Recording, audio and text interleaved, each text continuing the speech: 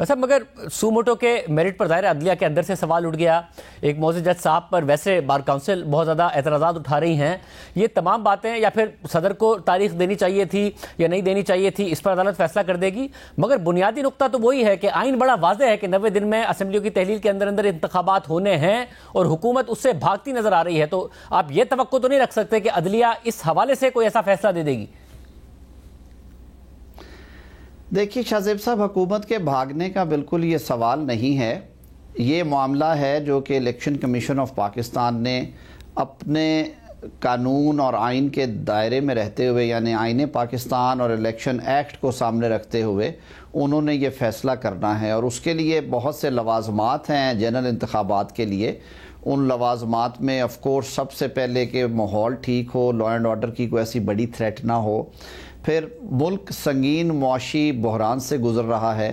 2 دفعہ انتخابات کا یہ جو سارا سلسلہ چلنا کہ پہلے آئندہ 2-3 ماہ میں انتخابات ہوں، پھر 3-4 ماہ کے وقفے کے بعد دوبارہ اگست آنورڈ ملک جو ہے وہ انتخابات کے موڈ میں چلا جائے، اور پھر وہی سارے اخراجات ریپیٹ ہوں جو کہ ارب ہا روپے میں ہیں.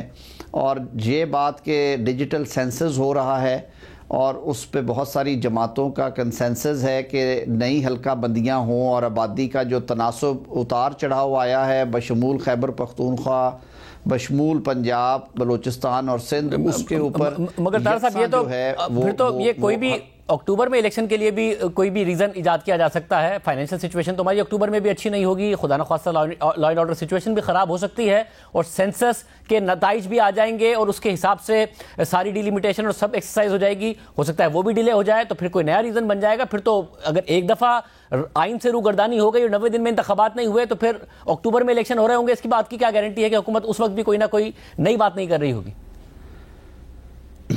شاہ زیب بھائی، یہ جو باتیں میں نے کی ہیں میں اپنی طرف سے نہیں کر رہا، نہ یہ میری سیاسی جماعت کیا موقف ہے. یہ وہ چیزیں ہیں جو ریکارڈ پہ ابھی تک آئی ہیں. الیکشن کمیشن کی خط و خطابت جو ہی ہے ریلیونٹ لوگوں سے، اس کے نتیجے میں جو باتیں سامنے آئی ہیں.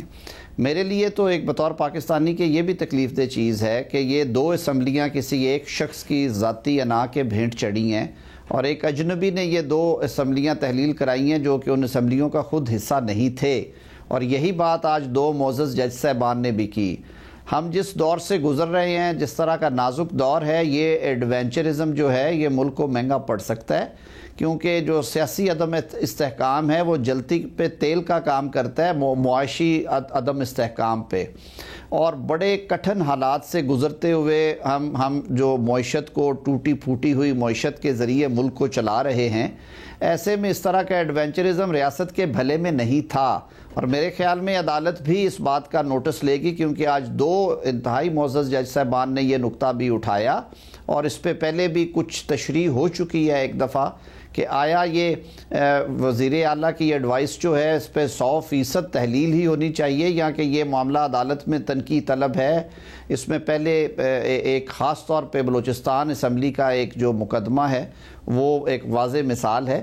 تو یہ ساری چیزیں میرے خیال میں اکٹھی دیکھنے کی صورت میں ہی آگے بڑھا جا سکتا ہے. اور کوئی بندہ الیکشن سے، نہ پاکستان مسلم لیگ نون الیکشن سے بھاگ رہی ہے، نہ حلیف جماعتیں بھاگ رہی ہیں.